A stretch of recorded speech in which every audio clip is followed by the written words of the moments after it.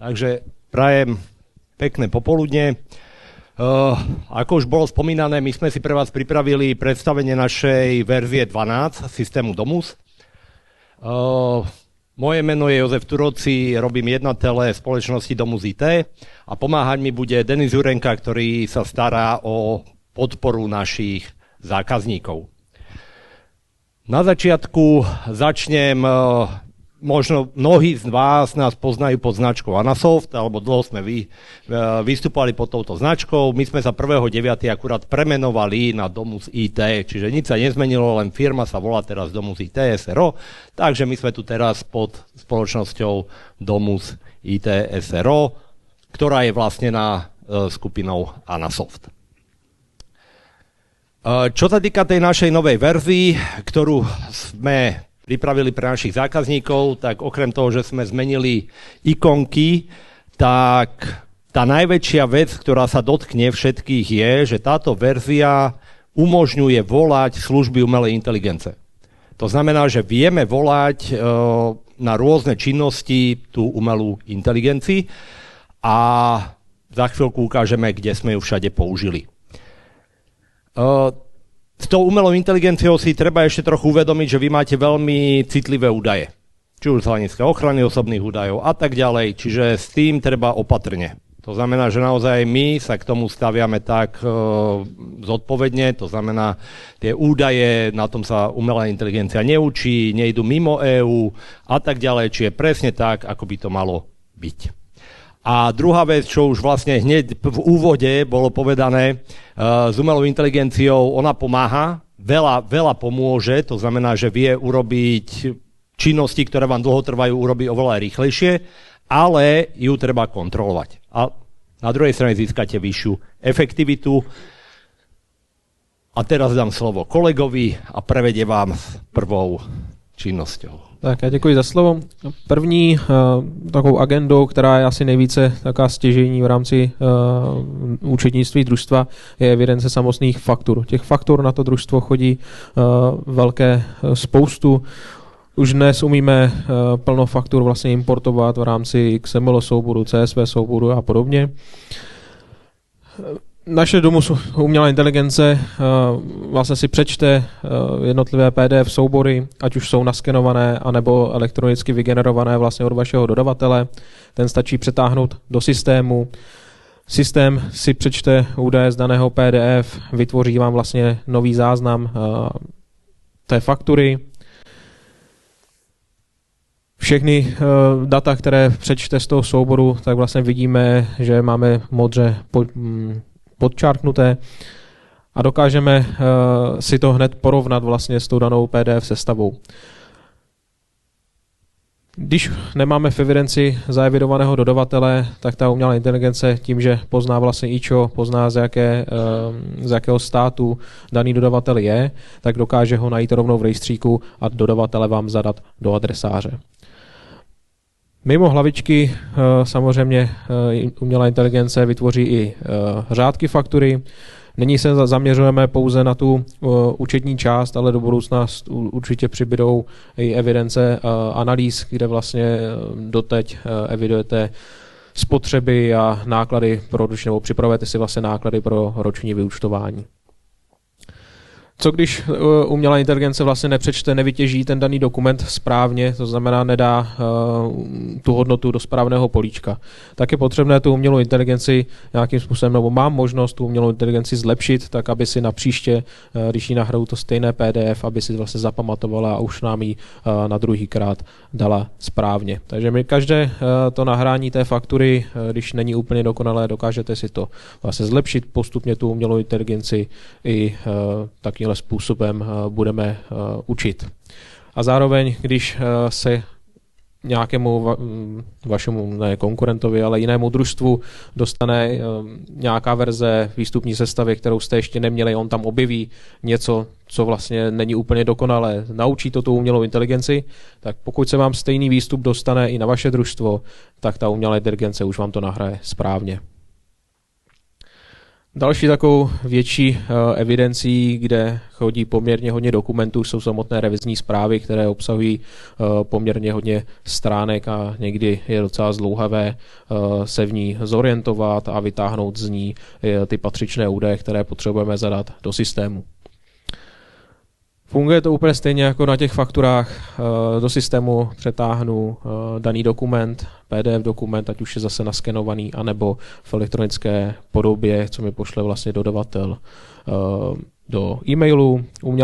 Umělá inteligence vytěží daný dokument a vytvoří záznam vlastně průběhu té revize. To znamená, kdy byla vykonaná a jednotlivé její závady, které je potřebné opravit.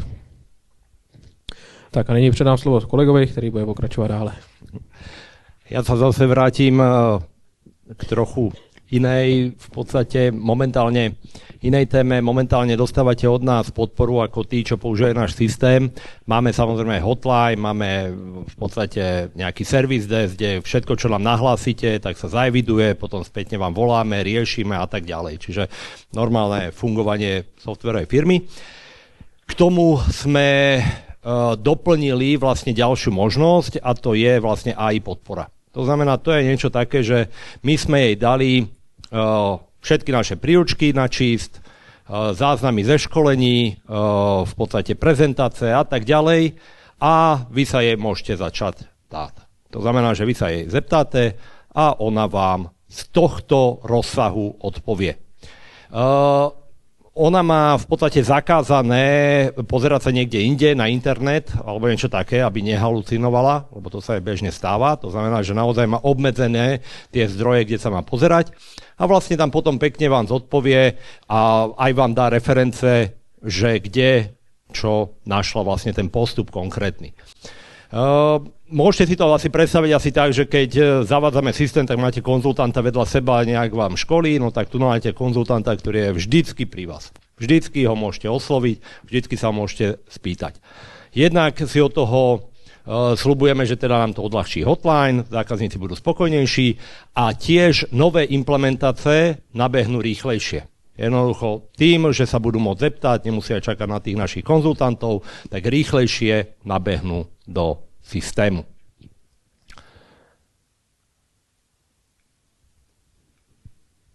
Nech sa páči. Tak spoustu našich zákazníků si stěžovalo nebo volalo potom, aby jsme stahovali nebo měli možnost importovat data jednotlivých prostorů a vlastníků přímo z katastru. Díky verzi 12 je to realitou a musíme za to poděkovat i našemu partnerovi Sousedé, který nám zpřístupnili napojení na katastrální úřad. Znamená, díky jemu můžeme každý měsíc vám poskytnout aktuální údaje z katastrálního úřadu. Vytvořili jsme proto nové okno, kde uživatelé uvidí data, které máte v evidenci, to znamená informace o daném prostoru, tak jako to vidíte stejně na katastru a zároveň k tomu údaje o vlastnictví toho bytu neboli té jednotky. Pokud zjistíte nějaký nesoulad mezi vaší evidencí a katastrem, tak můžete rovnou vlastně v systému si tyto informace opravit. Dokonce jsme i nedávno u jednoho slovenského zákazníka udělali import přímo z katastru, to znamená, přišel nějaký i nový dům a dokázali jsme ho pomocí toho katastru celý vlastně založit. To znamená, celou tu pasportizaci ten systém udělal za vás a vy už jste si vlastně mohli jenom zkontrolovat údaje. Takže to je určitě nějaká vize do budoucna a zjednodušení vůbec evidenci těch jednotlivých vlastníků a změn. Tak a předám slovo kolegovi. No a čo sa týka vydania, u nás vždy tie verze, toto už je naša teda 12. verze, ktorú vydávame za 30 rokov. A u nás tie verzie sa nikdy, tá instalácia netrvá dlho, lebo držať viacero verzií naraz je drahé a jednoducho my potrebujeme dostať všetky tie verze čo najrýchlejšie k našim zákazníkom. To znamená, že vydanie tejto verzie aj s ďalšími nejakými vylepšeniami, prekliky a tak ďalej bude v 12. mesiaci, čiže naši zákazníci, verím, že ešte do sviatkov sa môžu tešiť na novú verziu. Čiže všetci, čo si na niečo zvykli, tak teraz sa im to trochu zmení. Ale verím, že to zvládnu. Ale my sme to samozrejme predstavovali na našej konferencii a čo mám tie dotazy, tak sa celkom na túto verziu tešia kvôli tým funkčnostiam, ktoré sú tam dostupné. No a potom, keď bude všade verze 12, tak vlastne budeme pokračovať. My máme nejaké dve mobilné aplikácie. Jedna aplikácia je Edomus, to je vlastne aplikácia pro zamestnance, to znamená, zamestnanec sa tam hlási presne tak, ako sa hlási do Domusu a má to v mobilu, všechny data. A druhú aplikáciu máme Poschodech, ktorá je vlastne spojené s portálom Poschodech, ktorý je práve pro vlastníky a výbor. To znamená, oni sa tam môžu prihlasovať. Samozrejme, my neskončíme s tou umelou inteligenciou v tom Domusu ako v tom Windows aplikácii, ale budeme pokračovať. No a teraz ja vám ukážem niečo, čo je nejaká vízia, na čom pracujeme ďalší rok a možno o rok to už pekne ukážeme.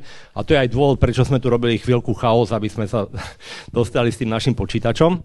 Ja si zoberiem niečo také ako čarovné sluchatko, ale to si môžete predstaviť skôr ako možno bezdrôtovú sadu vo svojom automobile. To znamená, že vy sedíte v aute a niekde idete, spustíte Edomus, odporúčame počas toho, ako auto stojí, nie počas jazdy.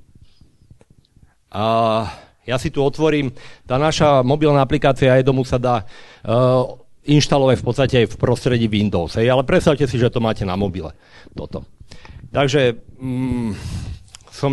tá Edomus funguje na to, že ako povedzme som v teréne, prídem ako nejaký technik, idem do nejakého domu, potrebujem vedieť nejaké informácie, tak tam mám či už fondoprav, seznam ľudí, jednoducho všechno mám v tom mobilu. No ale teraz si predstavte, že ja šoferujem, ja som nejaký profi predseda alebo niečo a mám na starosti 30 domov a nemôžem si všetko pamätať, o každom dome, alebo mám len určitý pamäť, na čo si pamätám. No tak počas toho šoférovania sa jej niečo spýtam. Dokedy je platná verzia bleskozvodu? Hovorím verzia, tak som zvedavý, či ma pochopí, som chcel povedať revíze bleskozvodu. Platnosť revízie bleskozvodu je do 29.11.2028. A takto sa môžem spýtať na čokoľvek, aby som bol pripravený na tú schúzi, ktorá tam bude. Kto je najväčší neplatič v dome?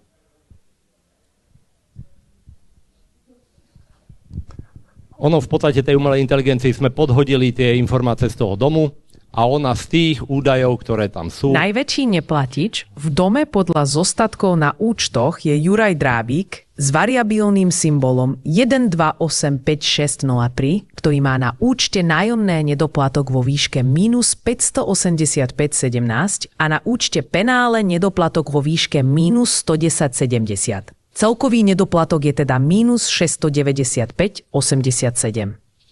Čiže toto mi vytiahne vlastne z tej databázy, toto mi povie. Ešte máme trochu problém s jazykovým modulom. V každom prípade ja na ňu hovorím slovensky, aj naprogramovaná tak, že odpoveda v jazyku, v akom sa jej pýtam. Tie data je jedno, v čom sú. V angličtine, v maďarčine, to je jedno, v čom sú, ale rozumie aj česky. Odpoveď česky a vo veršoch.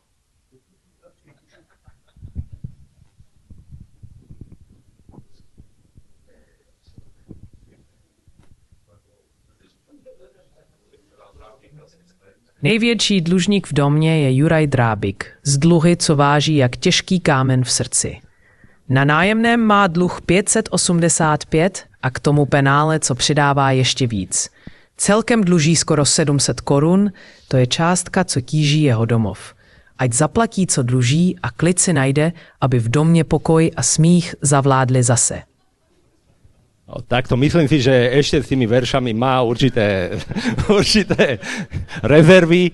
V každom prípade je to niečo, na čom pracujeme, dá sa povedať, v roku 2026 a štandardne by mala byť vydaná na našej ďalšej konferencii v říjnu 2026. By to malo byť vydané pre všechny naše zákazníky systému Domus.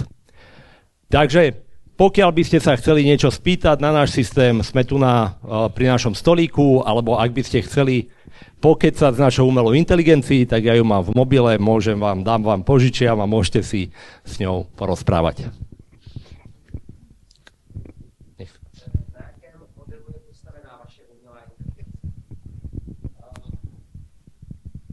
Momentálne je to ChatGPT 5, ktorý je v Azure, Microsoft Azure.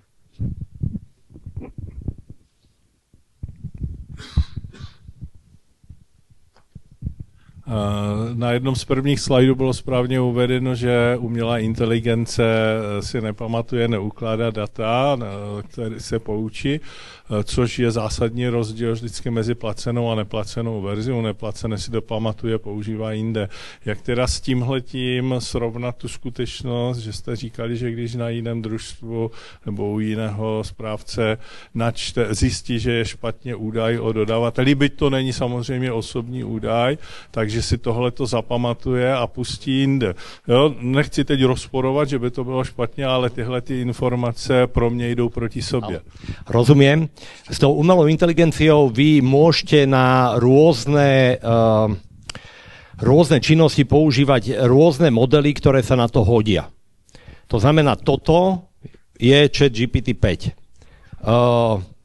Document Intelligence, čo je vyťahovanie tých údajov, je v podstate iná umelá inteligence, ktorá je platená a my ju trénujeme na vzory tých faktúr. To znamená, že my jej to tam dáme, ona to vytiahne a keď nám niekto povie, že treba to zlepšiť, tak nám pošle tú faktúru a my jej povieme, že variabilný symbol môžeš nájsť pod názvom variabilního symbolu. Hej, že není ako keby vedľa, alebo nejak tak. Čiže takto je musíme dotrénovať. Rozumím tomu tak, že údaje všech vašich klientů jsou to inteligenci vnímané, jako kdyby to bylo údaje vás, co by toho primárního uživatele té placené verze. Jo? Takže nerozlišuje, že jsou to právně jinak subjekty, ale a ještě jeden dotaz, když tam byl ten katastr, tak to, co nejdřív váš kolega nevěřil a pak se ověřil, že to tak je asi v celé republice, že od počátečních údajů o spoluvlastnických podílech v podstatě dneska snad není jediný dům, kromě čerstvě vložených, kde by neexistovaly 1, 2, 3, 4 další jiné podíly s jinými jmenovateli. Jo, ono matematicky je to samozřejmě správně, ale ten základní problém, když třeba se má dělat prezenčka nebo počítat ty podíly, tak je samozřejmě, aby to bylo s jednotným jmenovatelem. Myslím si, že umělá inteligence je dost inteligentní na to, aby v domusu mohla při té kontrole případně i přepočítat ty podíly na zlomky s jednotným jmenovatelem. Áno. To je pomerne náročný problém, akože súhlasím, to sme riešili už viackrát aj bez umelej inteligence, ale neviem k tomu takto povedať. Áno.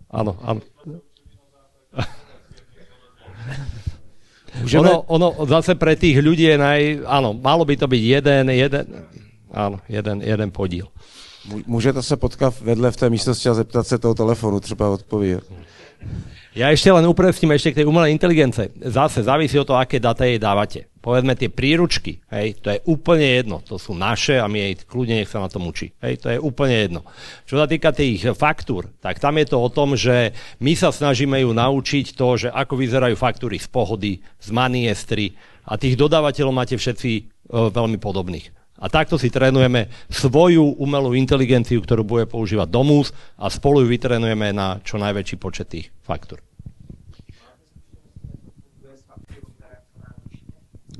Zle. Nie, akože takto. Vie to niečo vytiahnuť, ale to treba skontrolovať a to nám ani neposielajte na zlepšenie. Hej. Nie, to niečo vie a je rukopis. Takto nie všetko je umelá inteligencia. Napríklad aj ten hlasový modul, to nie je umelá inteligencia. Že to sú moduly, ktoré to používa. To rozoznávanie toho textu tiež je nejaký modul. A celkom je inteligentný, lebo naozaj dávame tam všetko. Aj to, čo sú obrázky a tak ďalej. Ale zase, vydávame tú verzii, testujeme to, teraz sa nasadí a o rok vám môžem povedať skúsenosti. Tady to všechno bude až za ten rok, ne tady v tom prosinci 25. Teď.